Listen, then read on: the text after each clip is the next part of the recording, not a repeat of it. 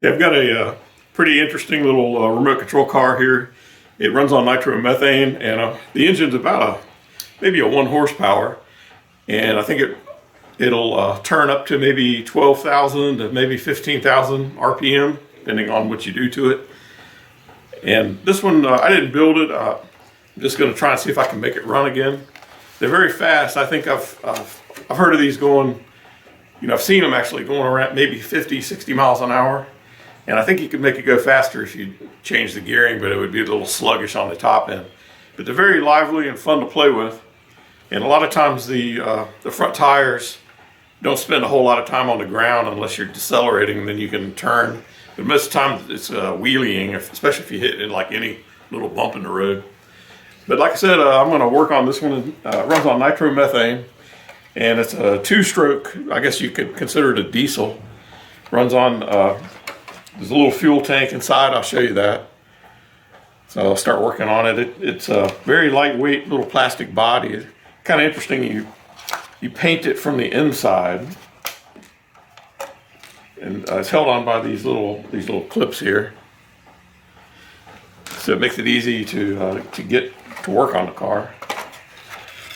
So there's the inside of the body. This one's been, he painted it, and then he painted it black, I guess, and overcoated the whole thing inside. Really a nice job, whoever put this together. You can see where it's got some scratches where the green's showing through. And there's some more rubbing where, it rubs on the body, and you can see it actually rubs clear through. So that way, when you scuff up the car, it doesn't really, takes a long time before you get down to the paint. So they look good for a long time. And basically, when you get these, you have to trim this out yourself. I believe the window openings, yeah, they're etched in there, but you have to cut them with a razor or scissors or something. And back here, you just have to clearance it for your engine, however, what kind of engine you're putting in it. This one, I believe, is pretty fast. It's got this high-performance Stinger exhaust. And I'll tell you, these things are unbelievably loud if this pipe ever gets loose and it's just dumping the pipe out. You wouldn't believe how loud this thing is. And this is the battery pack here. Basically, that just runs the radio receiver, which is mounted here. This one's got, it says it's a channel 78 on there. There's a little sticker. And it's got a servo here that operates the throttle and the brake. If you, from a 0 point, you can accelerate and it'll open the throttle and it'll go back to 0. And then if you turn it the other way, push the trigger forward, it actually applies the brake there. So it's a pretty neat little design, and it works really well. And it has one servo here for the steering. And the steering is all on ball and sockets, and very robust. It's got the A-arms here up at the front, and you can see they're angled up to absorb a lot of impact. And the shock absorbers are actually oil filled. They're filled with silicone oil, and you can change the spring, and you can change the loading by adding these shims in here. And you can also adjust the camber and the toe end right here with these rods. And these look like they have the upgraded unobtainium metal. I think that's what they called it. And in the back, it's also got shocks, and you'll set it up. You can see there's a lot of shims in the back here. And it just comes with a series of these black plastic shims. And you can also adjust the shocks in and out depending on what you're trying to do. But I'm going to get into it. This one's got it's got a piece of foam here around the air filter. I'm going to remove that. This has been on there a really long time. And then you can see there's the actual air filter, and the carburetor is attached to it down in there with a little zip tie. I don't know if you can, right in there. And so the glow plug is located right in the top of the head, and it's a 5/16 glow plug. And so I'm going to unscrew that right now. A lot of times you'll be taking this glow plug in and out if it gets flooded or something like that. The glow plug runs on usually 1.5 volts. And when you turn the glow plug on, you'll just see it, there's a little coil inside there, and you'll see that glow. I can hook that up to some voltage and show you that in a little bit. But right now I'm interested in trying to get the motor to turn over. I've removed the glow plug, and there's also a little copper washer. I want to save that, so I'm going to dump that out, catch that in my hand so I don't lose that. So you can see if I flip this over on the back, you can see there's a flywheel here that's exposed, and that's how you start these. There'll be a box that this sets on top of, and there's a rubber wheel that'll engage on this wheel here. It'll run up in here, and when you press down on the box, it will contact a normally open switch and cause a motor in the box to start spinning, and it'll catch on this knurled flywheel. So right now I can see the knurled flywheel the flywheel's stuck. So I'm going to try to free that up. It's probably been sitting 10 or 15 years. I don't even know if they still make these or not, but I've got some transmission fluid. I'm just going to put a little down in the cylinder there and see if I can work the engine to move. And I think that's, once it starts moving, I think it'll be okay. Won't take much. I'm going to use this little stick here to see if I can dip it down in there.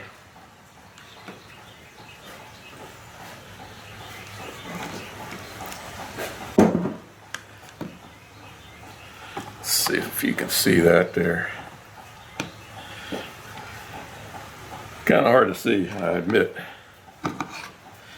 I'm having trouble seeing it myself.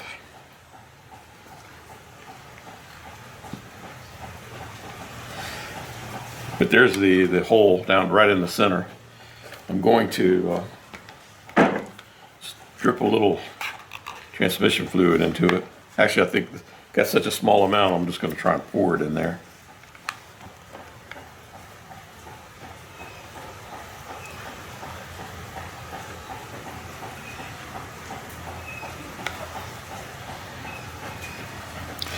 The fuel, the nitromethane, is mixed with an oil. I think it's castor oil, or it used to be. I think now they use a silicone-based fuels. But in the old days it was a castor oil, and it kind of does smell like castor oil still. And it's all gummed up. You can see the fuel system is all gummed up. I think I'm going to put a little transmission fluid in there as well. And hopefully that'll dissolve it.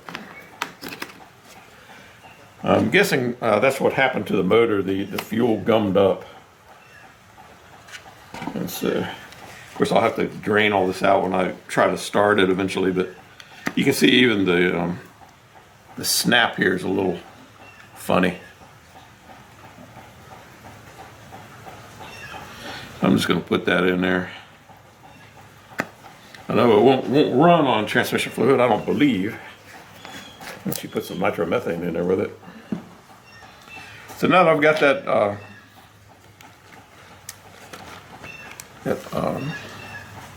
transmission fluid in there, I'm going to try and work this motor. See if I can get it. I can see the wheels, the transmission is free. It's got a differential in here. It actually works very well. And the clutch is right in here. And when they first came out with these gasoline or nitromethane remote cars, they weren't very good. The clutch was very prone to burning up. I mean, the first one I ever had in the 80s used little sandpaper bits that were glued onto a wheel, and they wouldn't last more than like maybe 5 minutes, if even that. So I don't want to damage the flywheel or the motor. It's aluminum. I can see the flywheel beginning to move there, but I'm just going to move it back and forth just a little bit. It's stuck pretty good. And I might have to take off the, I'm going to put a little more down in there. I might have to take off the exhaust system and go in that way. In fact, I think that's probably a smart thing to do. That way I can get right into the cylinder there. So I'm going to go get a wrench to get that. So I've got a wrench. This is a 3/32. With seemed to fit pretty well.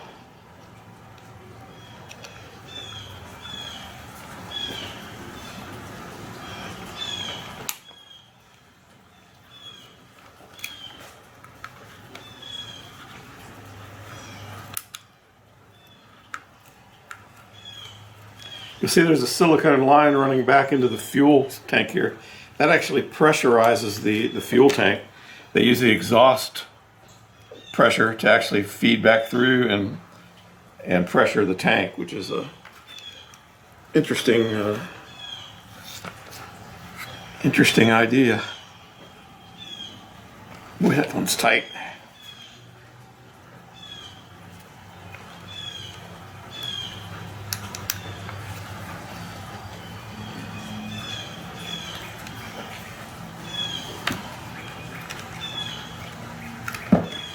This one here is a little difficult to get to.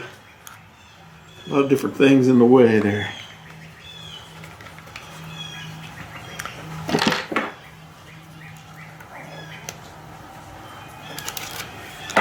Need to get a little extra leverage on that one.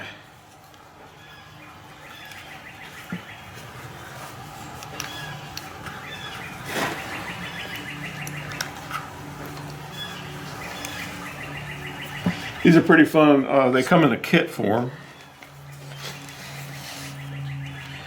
And it's pretty, a lot of little pieces. I mean, it's like every single little nut, bolt, washer, bushing, bearing, gasket. Put it all together. I think the engine does come together as one unit. This one looks like it's had a different head put on it. But I think you do bolt on the exhaust system.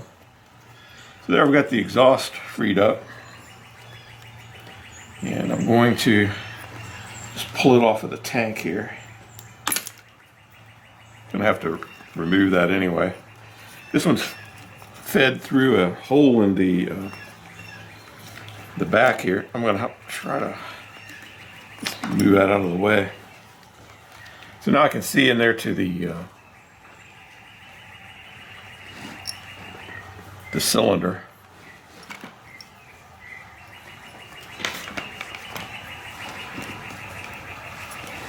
There's also a gasket I want to preserve as well.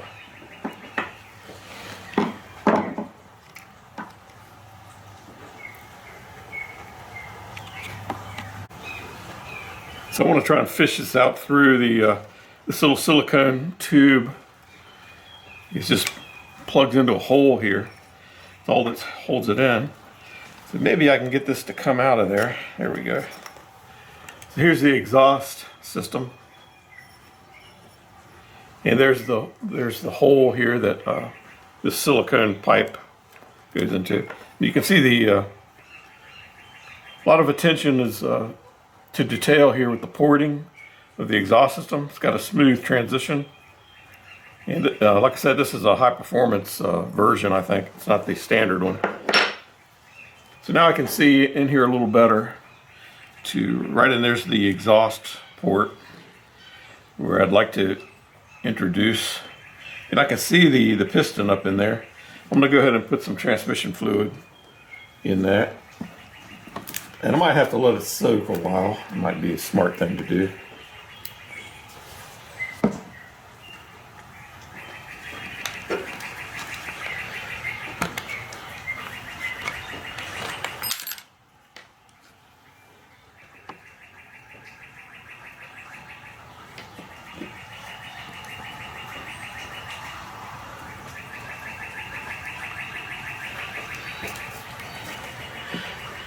So there we go. Right here is the exhaust port.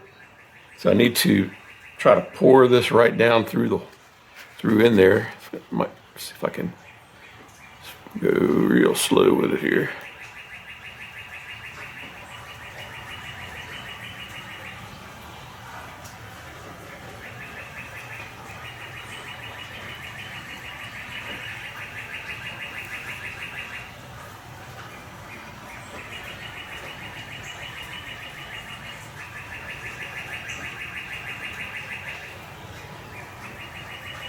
Getting some of it to go in there. Definitely making a mess.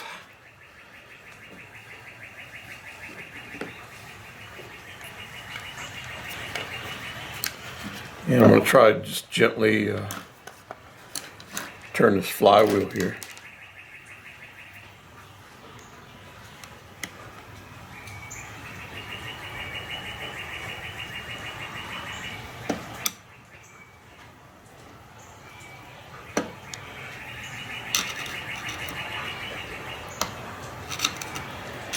Yeah, I'm going to let that soak, I believe.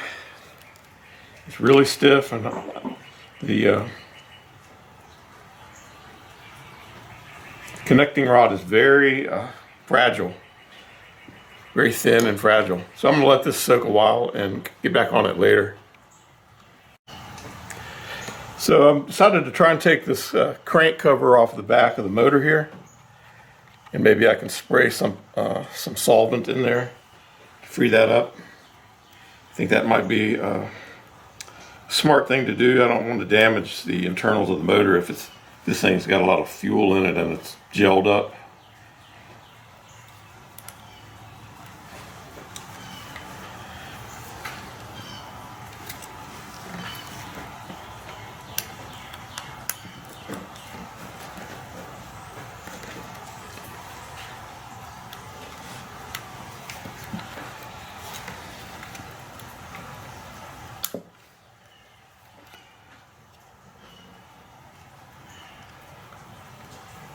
They're very tiny little, I think these are 5/64 little screws. So if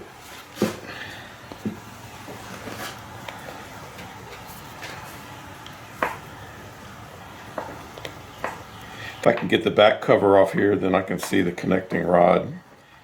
Maybe I can spray something in there to free it up a little bit.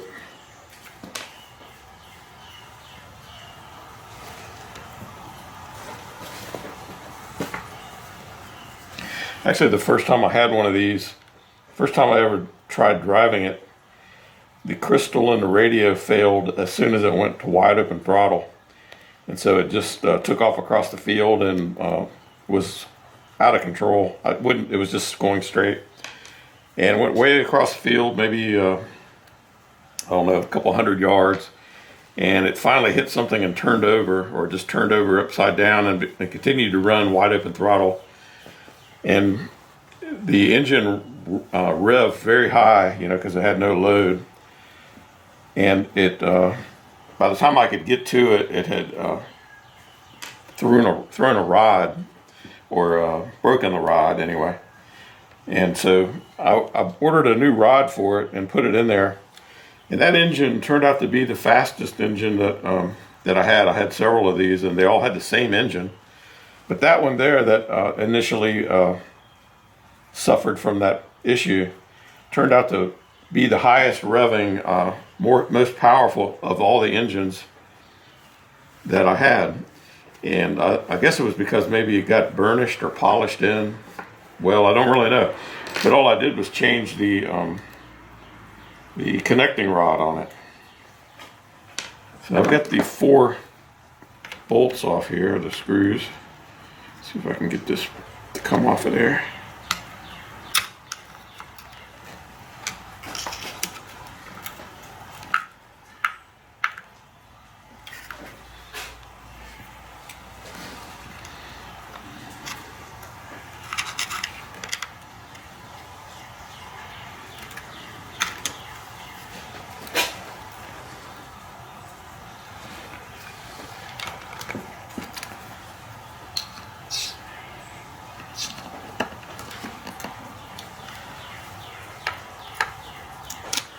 And they're pretty good.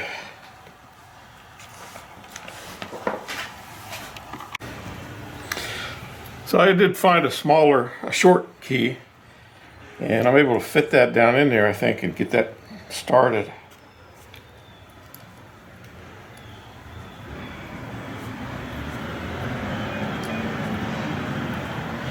And now that it's a little bit loose, I can probably go in there with a ball, hex with a ball on it, and work it out. Let's see. And make sure it's I can get down into the bottom, I'll put the probe down in there and try to clean that out.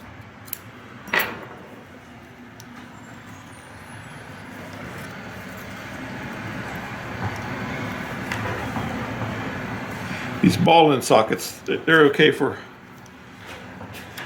getting in there at an angle, but you have to be careful not to strip the fastener, because it's not really engaging as like it should.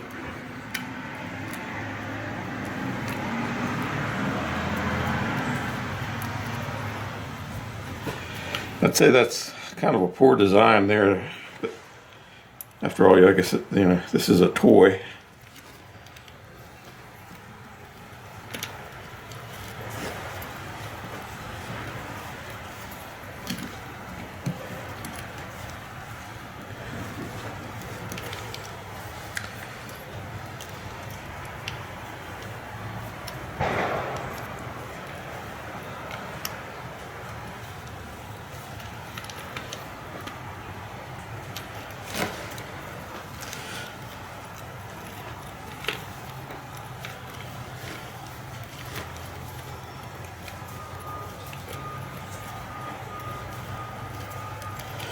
I think you might have it there. Now the on-off switch is routed through the fitting there. And I'm also going to remove this fuel line.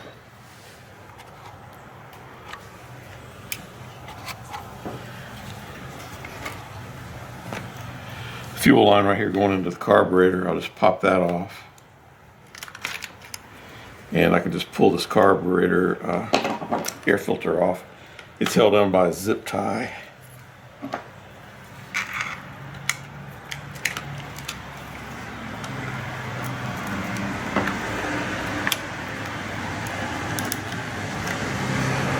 Release. I have to get something to cut that.